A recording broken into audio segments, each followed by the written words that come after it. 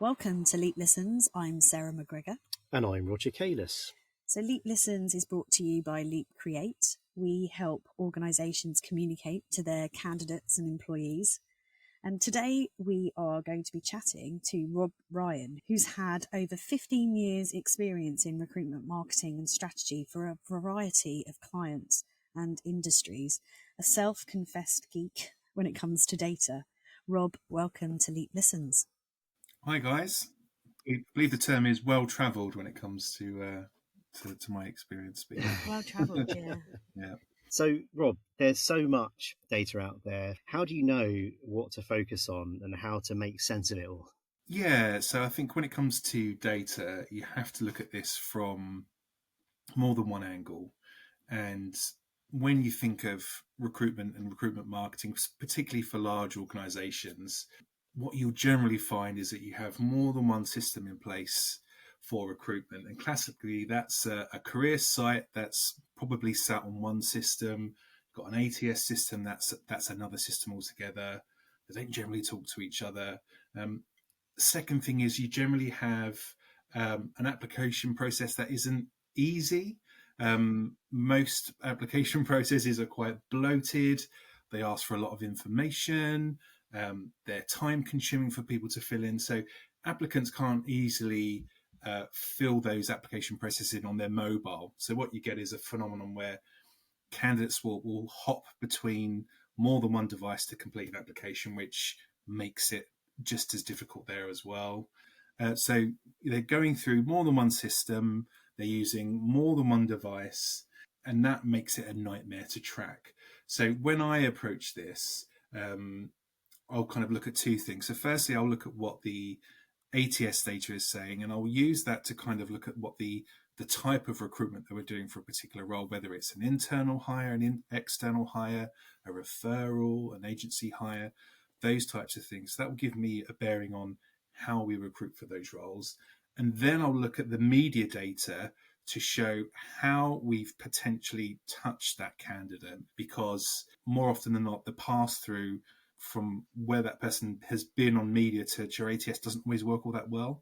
So you kind of have to make assumptions and pair that data together, and that will then help you find the likely source of those candidates. And it's so interesting, isn't it, how the ATS, like how far we've come, you know, we're 2022 and the ATS is still a barrier for candidates to apply for roles. Yeah, very much so. And I think a lot of the time what you'll find is the ATS, like the people who are running these processes don't often have a say in what's bought. So, you know, you'll have an IT team that will want you to use something from their tech stack. You might have the procurement team who want you to buy a certain thing because it's cheaper or for whatever reason. And yeah, it can be a little bit of recruitment as always the bridesmaid and never the bride. So they never get to choose what they're using. Term. So yes, you quite often end up with something which isn't necessarily going to be great for that whole data and tracking purpose. Yeah, well, I won't take us down an ATS rabbit hole, which I think would be probably a whole podcast in itself. Definitely, but we certainly feel that experience when it comes to integration of careers websites and ATS systems is a common thing that we have come across. No one loves their ATS. No one you speak to, they all hate them. I think the dream is to see, you know, from recruitment marketing on social right through to hire. So yeah, having a unified platform for everything, like you would find in B2B or B2C exactly, marketing. You would. So is all your data that you review like digital, or are there other sources that you review? So yeah, absolutely. We'll look at other data. And given that it's really hard to build a fully accurate picture using digital data, given all the challenges that I mentioned, and because recruitment is a team sport, and you know, you particularly in large companies, you're dealing with a huge variety of different roles. So, you know, each one has its own challenge. So you absolutely have to speak to hiring managers, speak to employees, speak to recruiters to get the full picture of where the candidates come from. And Facebook is a classic example. I use Facebook quite a lot, but it is super difficult to see the end result in terms of hires. And that's usually because when you're using Facebook to reach people, they're not in a job seeking moment. So it's great for that kind of awareness driving activity. And, you see the likes, the clicks, the comments, so you know that you're reaching a good audience, but it doesn't always translate. So you have to talk to recruiters. Look, we've switched Facebook on. How did that go? Oh, yes, I've seen more candidates come through, or this person has said this or that. And that kind of gives you an idea. Another really big thing for me, and it's quite underrated, is focus groups. So whether you're doing that pre or post campaign. So we have a graduate campaign here in Serco, and quite soon after they join us, we get a group of them together and we ask them questions. And it's not just about where did you see our job, it's tell me everything you've used to look for a job. What was useful? What one did you focus on? Kind of approaching it from that angle, I think, because then you'll find stuff that you've missed, and you can get a much better bearing on what you should be focusing on. And that's always something that's quite useful for us. Absolutely. That's a really great point. And because each department and each type of group of people, like early careers, experienced professionals, even in like different departments, are going to be looking and finding roles in a very different way. So we found ourselves, it's so important before we start a recruitment marketing campaign that we are finding out those insights through focus groups. And I love a focus group and research upfront to help inform the campaign. Yeah, there's that question, isn't it? If you were looking for a job tomorrow, what media would you use? How would you approach it? And that can be really informative in some instances. So yeah, it's always worth asking that question if you're struggling. It's quite interesting for me as well from the creative side, because I think we all have this utopian idea about a candidate journey, and sometimes that's prescribed by an advertising or a recruitment employer brand agency about their view on here's where they'll see the ad and here's how it will make them feel and here's where you'll convert them. And I suppose we can kind of prescribe that to some degree. That's true. But unless you actually ask the questions, you don't always know. And I've got this real thing about how when it comes to creative work as well, I still feel like a lot of the times the measure of success in the eyes of an agency is whether or not the client liked it. And we just have to move beyond that to how successful was it? Did it achieve the results? Absolutely. You've got to stay close to the end result, and looking at how far these people get in the process. And ultimately, are you making that hire? And I've worked on campaigns before where, kind of in my early days, we're working on something for a large bank, and we pulled together this new creative approach. It was bright and shiny. We pulled together all these bespoke media suggestions that we bought, and we ran the campaign. The stats were amazing. We all patted ourselves on the back, and then the client turned around and said, "What are you talking about? We didn't make any hires." And it was an eye opener. And actually, there was some political stuff going there, because while we were doing that, a recruitment agency was taking the hiring manager off to the golf course and funneling all the candidates through that way rather than through the campaign that they'd paid for. But you have to keep an eye on the end goal. So with that in mind, how are you using data to inform your recruitment strategies, obviously without giving away any trade secrets that you wouldn't want to? Yeah, so I think once you factor in, asking people and getting the anecdotal information and doing your research, one of the things I do like to do is looking at data en masse, looking at over a period of time.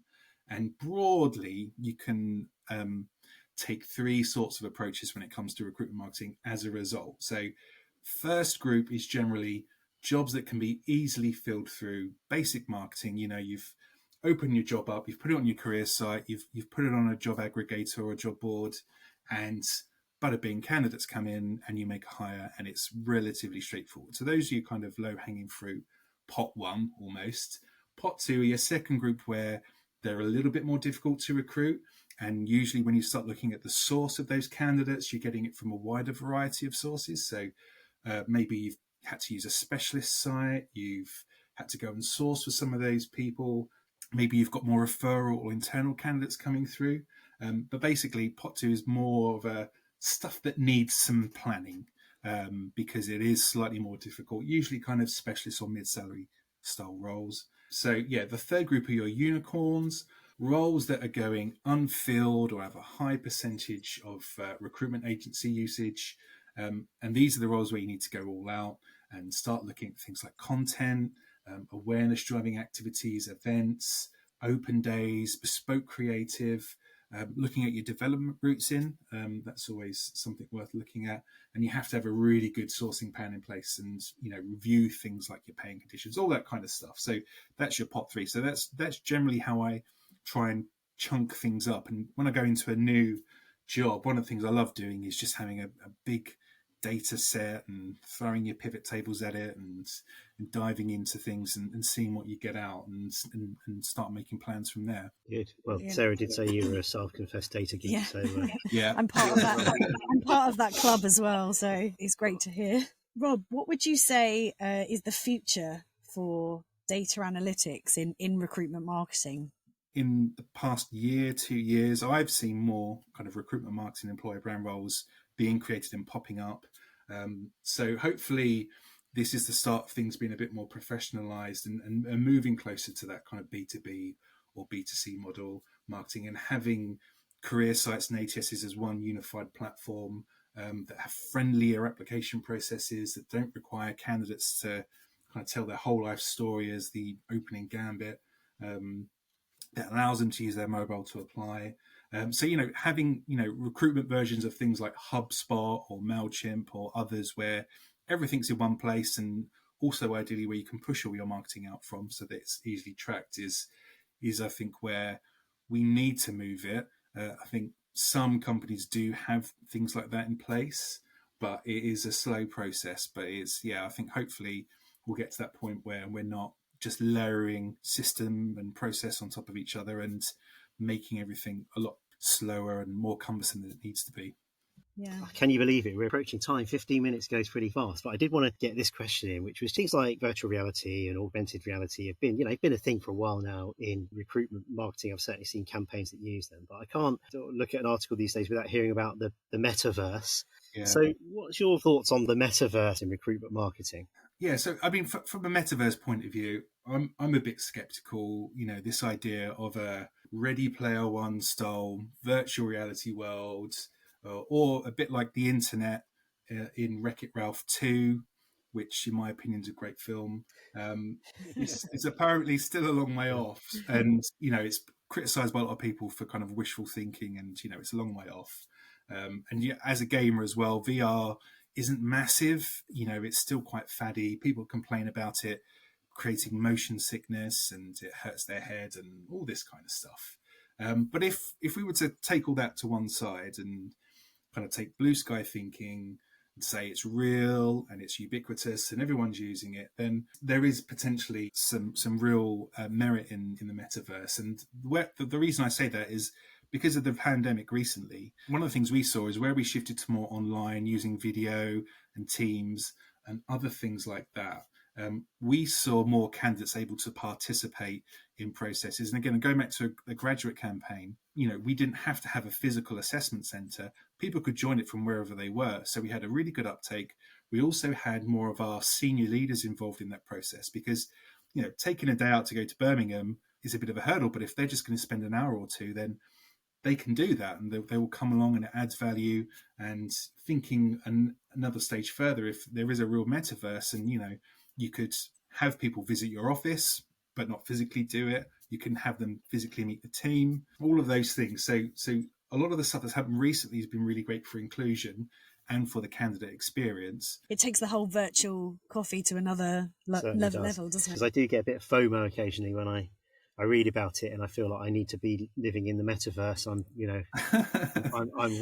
way out. You'll be the only one there. Yeah. I think we need to crack ATSs first. Well, this is it. We're still stuck in that. Thanks very much for your time, Rob. No, great thank you. talking to you. Yeah, thank you so much for joining us. It was really interesting, really good chat. Yeah, no, thank you. I really appreciate the opportunity, and as I said, I'm always like to pipe up about this stuff. So that's good. Oh, that's great, wasn't it? I love talking about data. I felt like I have so many more questions I wanted to ask. Definitely, but that's great, because then that's more content for our future podcasts. But what's interesting is just how, like he said, the ATS, it is so clunky still, and that whole user journey for a candidate from seeing an advert to hiring, from a customer's point of view, if you're a customer, so B2C, they've nailed it, haven't they? You can see where a sale happens and where they first saw the advert, and you can track them all through that. And recruitment marketing has just so much further to go. But I'm hoping that with the emphasis now moving towards more on employees for organisations, that they're going to catch up. Because I feel like that's been a 20-year conversation. And I know this isn't an ATS bashing podcast. It's not the theme of this one. But it feels like the jolt between the careers site and the ATS is a conversation that I've been hearing ever since I was in employment branding. It's either legacy systems or, like you say, it's procurement forcing a particular thing. But yeah, that's never quite been nailed in every instance. We're championing the employee, aren't we? We are. Yeah. Absolutely. Okay. Every step of the way. Right. Well, that's it. That's a wrap. Thanks for listening. Thanks for listening.